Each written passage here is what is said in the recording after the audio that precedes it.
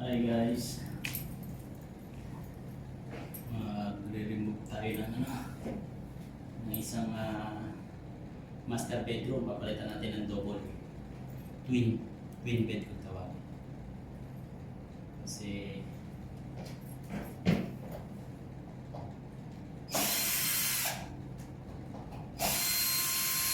wala sa design eh. Ang design nito nagawa ang kwarto. Isang master twin bed sa isang room. Ito naging dalawang master eh. Kasi request ito na tenant na long stay dati. Ngayon, nagkakaroon na sila.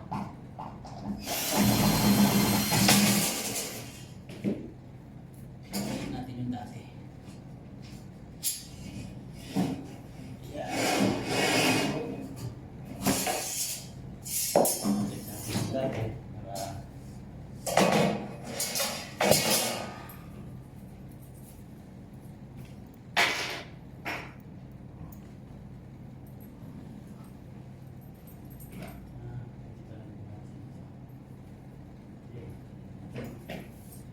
Kita pa ba ako? Hindi yata ako kita eh. Ay.